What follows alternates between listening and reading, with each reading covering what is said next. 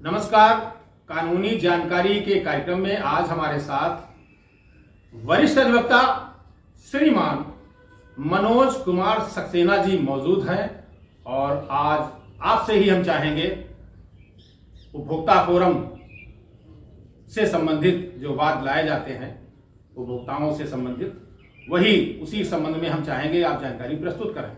जी साथियों, आज अग्नोत्री जी ने मुझे आमंत्रित किया, इसके लिए मैं उनको हृदय से धन्यवाद देता हूं। साथ ही मैं आपको अवगत कराऊंगा कि उपभोक्ता फोरम, जिसमें संपूर्ण जनमानस के जो व्यक्ति हैं उनको किस प्रकार से सुरक्षा प्रदान की जाती है। उपभोक्ता फोरम बहुत ही विस्तृत क्षेत्र है। इसको दो भागों में विभाजित किया गया है।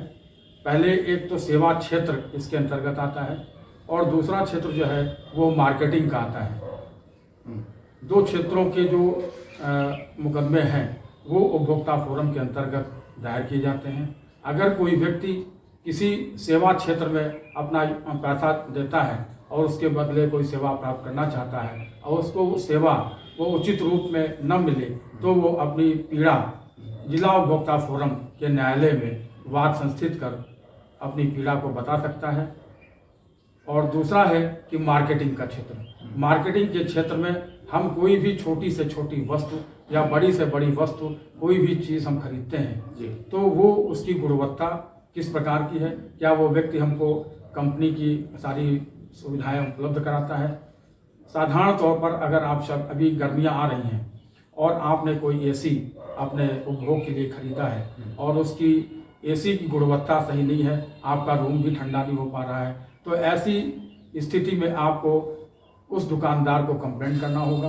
दुकानदार कहता है कि मुझसे कोई मतलब नहीं, गारंटी तो वारंटी कंपनी देती है, मुझसे इससे कोई लेना देना नहीं। तो ऐसा नहीं है, रिस्पॉन्सिबिलिटी उसकी भी होती है, पैसा उसने लिया है, सामान उसने बेचा है, इसलिए उसको और कंपनी दोनों को आप कंप्लेंट करें।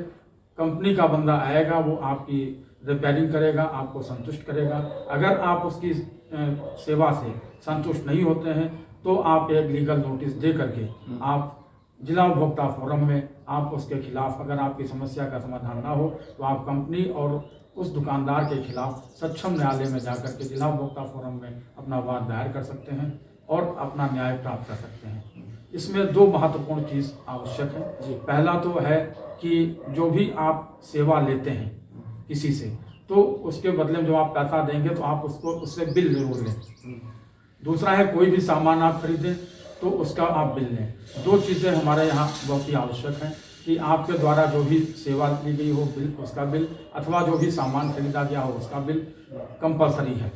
और साथ ही साथ कि जिस तारीख में आपने वो हमारा कांटेक्ट हुआ है दूसरे व्यक्ति के साथ में, तो उस समय से लेकर के 2 वर्ष की अवधि हमको दी जाती है कि 2 वर्ष की अवधि के बीच में आप उसका मुकदमा फाइल कर सकते हैं जी। इसमें कंडीशन यही बहुत महत्वपूर्ण है कि 2 साल के बाद अगर आपने 2 साल के अंदर अगर आपने अपना मुकदमा फाइल नहीं किया तो फिर जितना डिले होता है, डिले के लिए आपको सक्षम अधिकारी को, जज को संतुष्ट करना होगा कि हम इस कारण न्यायालय नहीं आ सके। तो ये हमारे यहाँ बहुत महत्वपूर्ण है। समय का बहुत विशेष ध्यान रखा गया है और जैसा हमने बताया कि बिल आवश्यक है, बगैर बिल के आप प्रूव नहीं कर पाएंगे हम उनके कस्टमर हैं अथवा नहीं है। और हम चाहेंगे कि जो हमारे जूनियर अधिवक्ता हैं, तो हम चाहेंगे इसका प्रोसेस भी बता दें आप, न्यायालय में किस तरीके से पहले फाइल पड़ती है, फिर अगला स्टेप क्या है, अगला स्टेप क्या है, वो भी बता दें आप। न्यायालय का प्रोसेस जो है कि जिले स्तर पर जिला उपभोक्ता विवाद प्रतितोष आयोग, जो कि पूर्व में जो है जिला उपभोक्ता फोरम के नाम से जाना जाता था, अब 2019 में ये भारत सरकार द्वारा उपभोक्ता कानून में बहुत संशोधन कर दिए गए। उसके तहत जो हमारा प्रोसेस नया आया है 2019 में, वो ये है कि आप 3 प्रतियों में न्यायालय में वाद दाखिल करेंगे। उसमें कोई फीस? उसमें फीस ये है कि पहले जो था कि वो 1 लाख रुपए से 5 लाख रुपए तक का अगर आपका कोई क्लेम है उसमें आपको कोई फीस नहीं देनी है। अच्छा। पहले जिला न्यायालय में केवल 20 लाख रुपए तक के मुकदमे दाखिल होते थे, लेकिन 2019 के बाद वो सीमा जो है वो 1 करोड़ रुपए तक की कर दी गई है। जिसमें एक देना है 5 लाख के ऊपर आपको देना पड़ेगा, वो कैटेगरी अलग अलग है। अच्छा। और 5 लाख तक के क्लेम का आपका कोई भी शुल्क नहीं देना है। ठीक, फाइल हमारी पड़ गई, उसके बाद अगला स्टेप क्या है इसमें? आपका मुकदमा पंजीकृत हो जाने के बाद न्यायालय उस मुकदमे को स्वीकृत करेगा।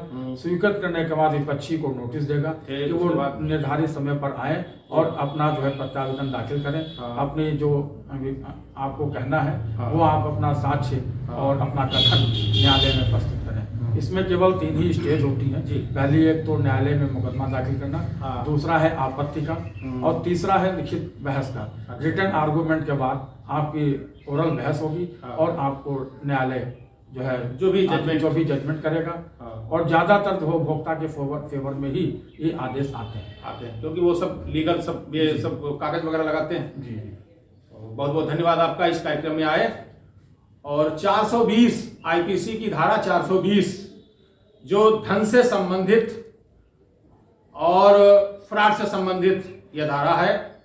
जब कोई व्यक्ति किसी व्यक्ति पर छल कपट से व उसके जाली हस्ताक्षर बनाकर व आर्थिक व मानसिक रूप से प्रताड़ित कर उसकी संपत्ति जब हासिल कर लेता है तो ऐसी स्थिति में उस पे सेक्शन आईपीसी की धारा 420 लगती है, जिसमें 7 वर्ष का कारावास और प्लस जुर्माना शामिल है।